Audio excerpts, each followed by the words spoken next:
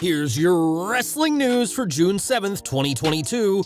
And your headlines for today include: why did WWE allow Cody Rhodes to wrestle with a torn pectoral? WWE keeping door open for return to Rhodes-Rollins feud. WWE shocks fans with the Judgment Day change. Why did it happen? Former Universal Champion inadvertently boosted Hell in a Cell tickets. WWE falsely advertised current champion for Hell in a Cell. How much money did MJF's meet and greet no-show cost AEW? AEW feared for MJF's life after meet and greet no-show. Update on New Japan's involvement in Forbidden Door Interim World Championship match. Hiroshi Tanahashi lays out the challenge for January 2023's Wrestle Kingdom 17. Ex-WWE surgeon explains how much time Cody Rhodes will need off.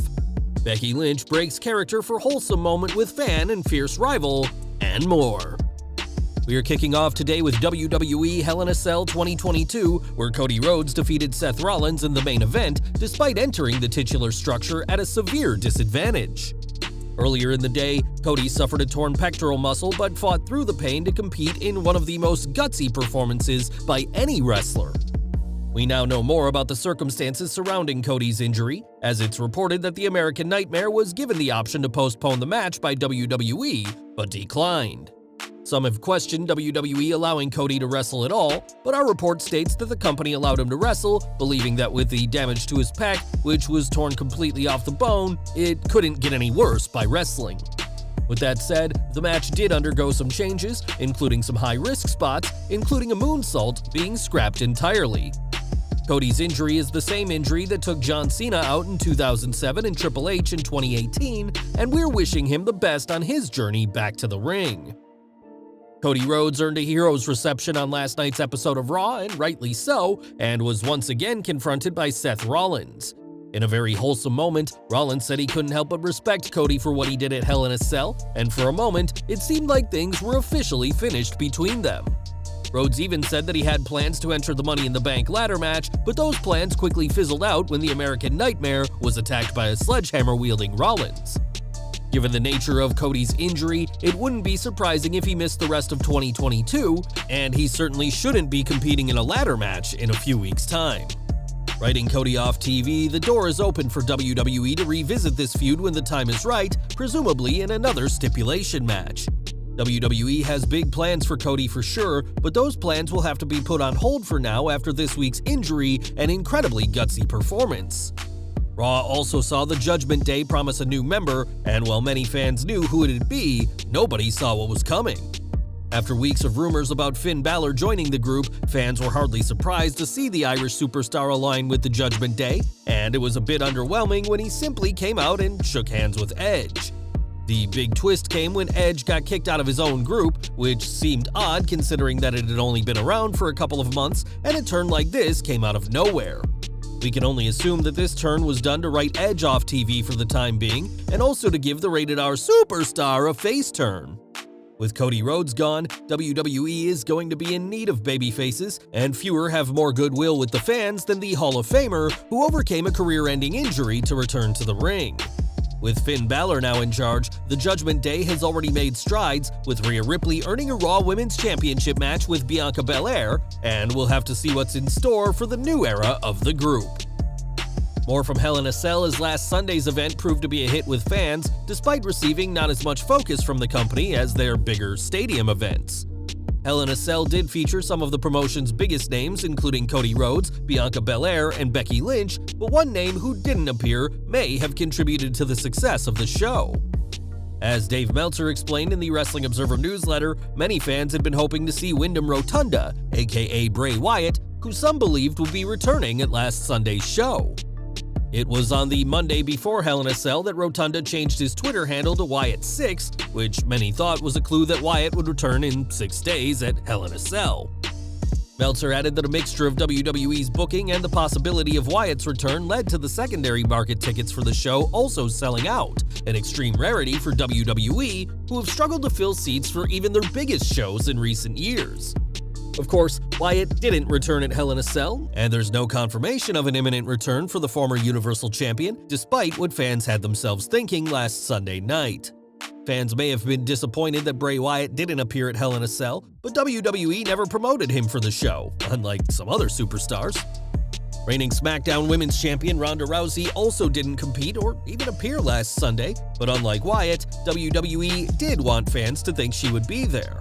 On Wrestling Observer Radio, Dave Meltzer reported that Rousey had been advertised locally for the fans in the Chicago area, but despite being once booked for Hell in a Cell, was later pulled from the show. Meltzer suggested that the decision to pull Rousey was to keep her as a spectacle ahead of Money in the Bank in Las Vegas, where fans will hopefully see her compete. On last week's SmackDown, Rousey's real-life good friend Natalya earned a shot at the Hot Rods Women's Championship, but just because WWE advertises Ronda Rousey, that doesn't mean she'll appear.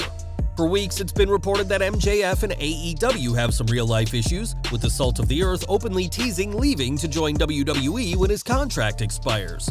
That can't happen until January 2024, but before Double or Nothing, MJF no-showed a FanFest meet and greet, which left the crowd disappointed. According to Sean Ross Sapp of Fightful Select, MJF's stunt cost AEW quite a bit of money, as he explained, "There were individual sales of the meet and greets, and I'm told that the number AEW keep on that is about $10,000, so that's probably what it would have cost them to do this, and yeah, that's a substantial cost when you're a company like this and you're looking to turn a profit." AEW had to refund every single fan who had paid to meet MJF and lost out on some serious money in the process, albeit an amount that Tony Khan can afford to lose. There's been plenty of questions about whether MJF's ongoing frustrations are real or just part of a storyline, but it certainly left AEW out of pocket before Double or Nothing. Fans were disappointed that MJF didn't show up to the meet and greet, and at one point, AEW started fearing for the worst. Later in his report, Sapp explained that there were genuine concerns for MJF's safety after he opted to not attend the meet and greet, as some in the company didn't know where he was. There was even talk among AEW officials about breaking into his hotel room to see if he was okay, fearing that something terrible had happened to the Salt of the Earth. Of course, MJF was okay and went on to compete at Double or Nothing in a loss to Wardlow, despite rumors that he'd no-show the pay-per-view as well. Post-match, MJF was stretchered away, seemingly written off TV for the time being, but the case of the no-showed meet and greet proved to be a unique time for everyone involved. MJF isn't the only crisis AEW is having to face at the moment, as the company is also having to go on without their world champion CM Punk, who announced his injury on last Friday's Rampage. A new interim champion will be crowned at Forbidden Door, and we've now had a big update on who could possibly be the next AEW World Champion. A Battle Royal winner will face Jon Moxley on this week's Dynamite to decide one challenger for the title, but the other challenger will be a New Japan star. At Dominion, Hiroshi Tanahashi and Hiroki Goto will face, with the winner advancing to Forbidden Door, but this wasn't part of AEW's plans for the title. According to the Wrestling Observer newsletter, this match was one New Japan demanded on happening, and it's noted that AEW were quick to accept the request from their partner promotion. With Tanahashi the originally planned opponent for Punk at Forbidden Door, many are considering him the favorite at both Dominion and Forbidden Door, and time will tell who is ultimately crowned the interim AEW World Champion. The winner of this tournament will face CM Punk when the Chicago-made wrestler is fully healed, but no matter what, fans can expect a match with Tanahashi no matter what. Speaking this week to Tokyo Sports, Tanahashi spoke about Punk and laid out the challenge for a match at Wrestle Kingdom 17. Wrestle Kingdom 17 is New Japan's big event of the year, akin to WrestleMania or Double or Nothing, and will take place on January 4th and likely January 5th in early 2023. At this time, Punk hasn't responded to Tanahashi's challenge, but it looks like whether the New Japan star becomes interim AEW World Champion or not, these two will collide in the ring no matter what. We've got even more news from the Cody Rhodes situation, as we know he's expected to take some time off to heal from his torn pectoral muscle. WWE hasn't disclosed just how much time Rhodes will need off, but we now have a better idea of when to expect him back. Dr. Chow, who was a former consultant for WWE and performed surgeries on superstars, spoke to Busted Open Radio this week, and when asked, said that Rhodes could be out for up to 6 months. The good doctor was optimistic about Cody, saying he'll make a full recovery and could be wrestling again in as close as 4 months' time. Chow said that with some carefully scripted stuff, Rhodes could be getting physical in as little as 3 and a bit months. Any injury is bad news, but this situation could have been much worse, as WWE will seemingly have to postpone, but not cancel, the big plans they have for the American Nightmare. And we're ending today with Becky Lynch, who may be a heel on WWE TV, but she's a much different person when off camera. When not on screen, Lynch is one of the nicest WWE superstars around, and recently went the extra mile for a fan of Bianca Belair. On social media, the Belair superfan known as Cassie said that it was Big Time Bex who orchestrated a meetup backstage at Hell in a Cell, allowing the fan to meet the EST. Appropriately going by the Instagram name Lil Bianca Belair, Cassie is clearly a mega fan and was absolutely thrilled to meet her idol thanks to Lynch's intervention. Lynch may have come up short against Belair at Hell in a Cell, but that didn't stop her from helping out Cassie in an incredibly feel-good moment for all three women involved. Well guys, that's our news for today. Please share your comments below. Also hit the like button, subscribe to our channel, and hit the bell icon to receive all notifications. And as always, thanks for watching.